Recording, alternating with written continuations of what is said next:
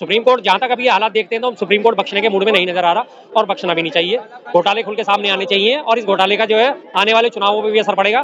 ये कोई फरिश्ता है जो भेजा गया है।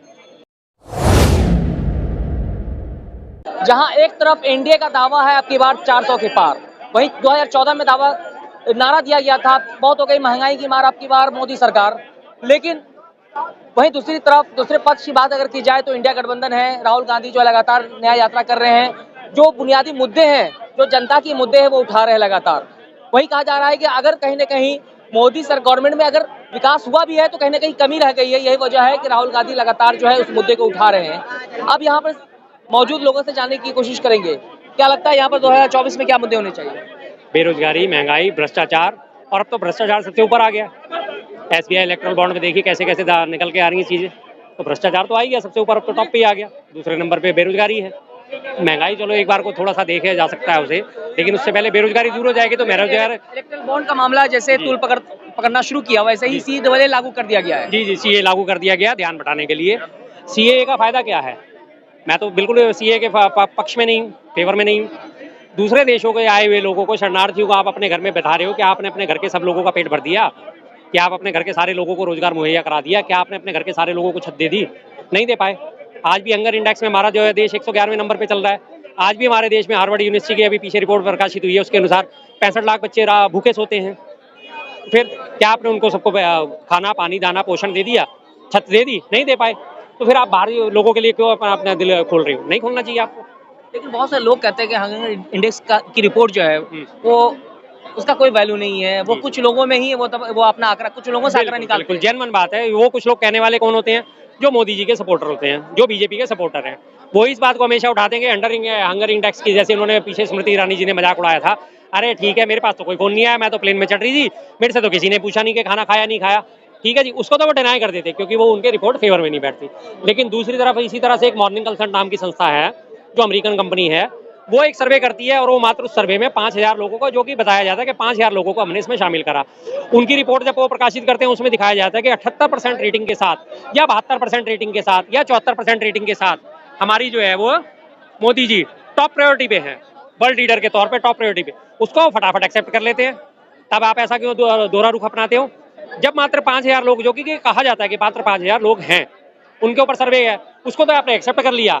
जो हजारों लाखों लोगों के बीच में हो रहा है, जब सबको दिख रही है कि हमारे देश में भुखमरी है, हमारे देश में रोज भूखे बच्चे सोते हैं, और ये तो कोई कहने वाली बात नहीं। आप यहाँ पे अभी कैमरा बंद करो, रात को अभी यहाँ पे 9 बजे के बाद आप देखना किस तरह से लोग यहाँ पटरी पे सो रहे होंगे। आधे को पेट भरे होंगे, आधों के पेट खाली होंगे, ना उनके पास छत है, ना रहने का ठिकाना है, ना उनके पास खाने का ठिकाना है। यही आपको दिख जाएंगे इस तरह के लोग। तो फिर तो ऐसे कंडीशन में जब हमारे देश में कुछ नहीं है, हमारे देश के आम नागरिक इस तरह से परेशान है, तो आप विदेशों से लगे उन्हें क्यों बसा रहे हो? आप क्यों उनके लिए अपना थैला खोल रहे हो? तो आपके कहने का मतलब है कि मोदी गवर्नमेंट में कोई विकास नहीं हुआ है? मेरे हिसाब से तो नहीं होता जी, मैं तो नहीं मानता। विकास हुए हैं, लेकिन वो दूसरे नेगेटिव सारे विकास हुए हैं। भाजपा के लोग हैं, उनके समर्थक हैं, उनके नेता वही कहते हैं मोदी जी वाह, मोदी जी वाह। बिल्कुल जी, या फिर मोदी मीडिया है, मोदी मीडिया और मोदी जी के सपोर्टर वही मिलकर इनका गुणगान करता है। बार बार डंका पीटा जाता है विदेशों में मोदी जी की इतनी सपोर्ट, विदेशों में मोदी जी को इतना वेलकम मिला। वेलकम देने वाले कौन लोग होते हैं? जो अब मोदी जी यहाँ से किसी विदेश में जाते हैं, आपने देखा होगा एयरपोर्ट में भीड़ कौन सी होती है? एनआरआईज की, जो ऑलरेडी वहाँ बसे हुए, जिनका वोट हमारे भारत में भी नहीं होता। वो लोग वहाँ पे जो है वो स्वागत उनके करने पहुंच जाते हैं। अरे डंका तो तब बजे जब वहाँ के देश आपका स्वागत करने आए। अमेरिकन आपका स्वागत करें, अमेरिकन आपके नाम का डंका बजाएं। अमेरिकन क्या कर रहे होते हैं? अमेरिकन जो उनको वो वहाँ पे अभी पीछे परेड निकालते हुए दिखाया था बाकी अमेरिकन की, कि उन्होंने मोदी जी का पुतला बना के आगे बांध रखा था, और वो लगातार थपाथप कर रहे थे। इस तरह की हरकतें दिखाई जाती हैं, वो ये कभी नहीं दिखाते। शर्मा जी, आप दिल्ली में रहते हैं, दिल्ली में आप कहीं भी सफर करेंगे, किसी भी चौक चौराहा पे या बस स्टॉप पे अक्सर देखेंगे कि मोदी जी की बड़ी बड़ी जो है होर्डिंग लगी होती है। उसमें कहते हैं कि गरीबी, इतने करोड़ लोगों को गरीबी रेखा से ऊपर उठाया मोदी जी ने, इतने लोगों को शौचालय दिया। तो क्या वो सब जो है फॉल्स है? क्या आपके कहने मतलब? देखिए जी, मोदी जी को आप कहते हैं कि गरीबी रेखा से ऊपर उठाया। पहले तो हम ये कहते हैं कि जब 2013 में 14 में जब तक मनमोहन सिंह की सरकार जी थी, 22 करोड़ लोग लगभग माने जाते थे कि गरीबी रेखा से नीचे हैं। बीपीएल कार्ड जिनके पास था, और माना जाता था कि 22 करोड़ लोग गरीब है हमारे देश में। आज वो बढ़ा के जो है 81 करोड़ गरीबों को राशन दिया जा रहा है। तो 22 करोड़ ज्यादा होते हैं या 81 करोड़ ज्यादा होते हैं? तो गरीबी घटी के बढ़ी? राशन देने की जरूरत क्यों महसूस हो रही है? आंकड़ों के हिसाब से देखा जाए तो गरीब राशन देने की जरूरत क्यों महसूस हो रही है? क्योंकि वो लोग गरीब हो गए हैं, वो 5 किलो राशन भी नहीं खरीद सकते। और 5 किलो राशन आता कितने का?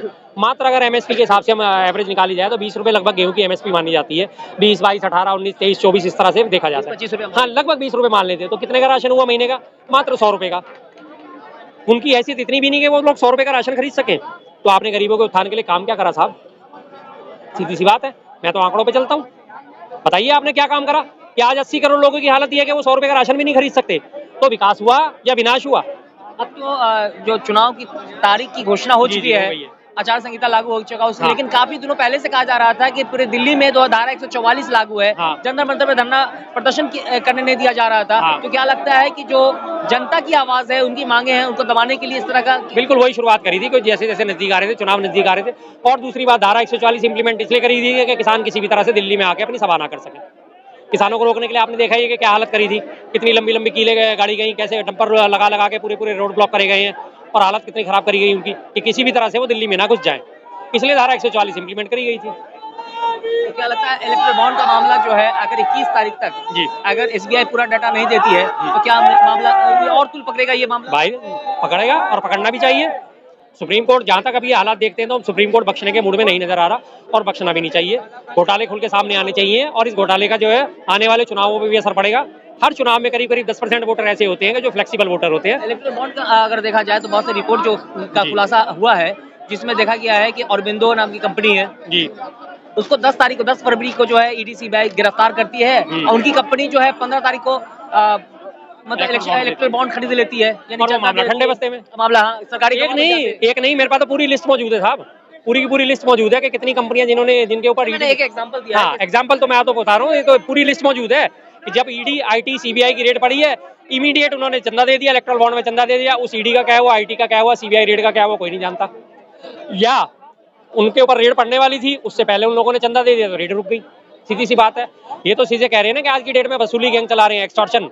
ईडी का नाम बदल के एक्सटॉर्शन डिपार्टमेंट हो गया, तो ये हकीकत है, यही चीज हुई है। दबाव डाल करके वसूली का काम दबाव डाल के वसूली फ्यूचर गेमिंग है। मैं बता रहा हूँ, फिर से दोबारा उदाहरण देता हूँ। 500 करोड़ की मात्र कंपनी जिसका टर्नओवर 500 करोड़ का, और वो 1400 करोड़ के बॉन्ड खरीद के इनको दे रही है, तो हेरा फेरी तो सामने आ रही है ना सबकी। बस तो जिसका मतलब जिसकी कैपेसिटी है 500 करोड़ की, तो हाँ। 1400 करोड़ का कहाँ से लाए उसके पास 14 करोड़? 500 करोड़ आपकी पूरी कंपनी की टर्नओवर है, आपने 1400 करोड़ के बॉन्ड कहाँ से खरीद लिए? आप 900 करोड़ रुपए और कहाँ से लेके आए? शेल कंपनियों से ही लाए होंगे ना, कहीं ना कहीं अंडर खाने टेबल से जो करी होगी। और वो ले आए थे क्योंकि उन्हें पता था कि हमारी पोल तो कभी खुलनी नहीं, ये जाहिर बात है, आंकड़े कभी सार्वजनिक नहीं होंगे।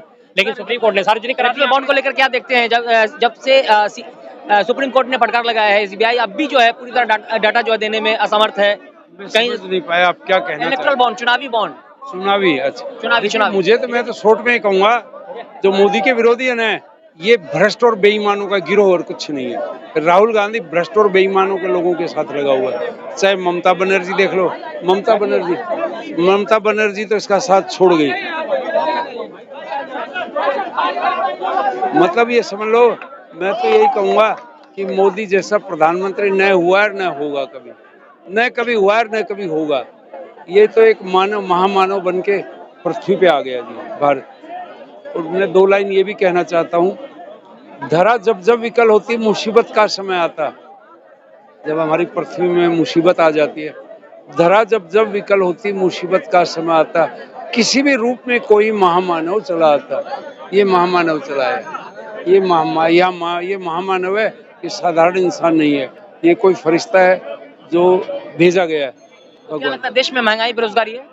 सर जी, काम करने वाले के लिए कुछ भी महंगाई रोजगारी नहीं है। अच्छा, काम तो लोग करता है, काम करने के बावजूद भी उसको जो सही भत्ता मिलना चाहिए, जो मिनिमम वेजेस मिलना चाहिए, नहीं मिलता है। ऐसा है, मैं कहता हूँ निकम्मों को कोई स्थान नहीं है जिस देश में। इस देश में हर आदमी कमा सकता है। चलिए, और भी लोग हैं, उनसे जानने की कोशिश करते हैं।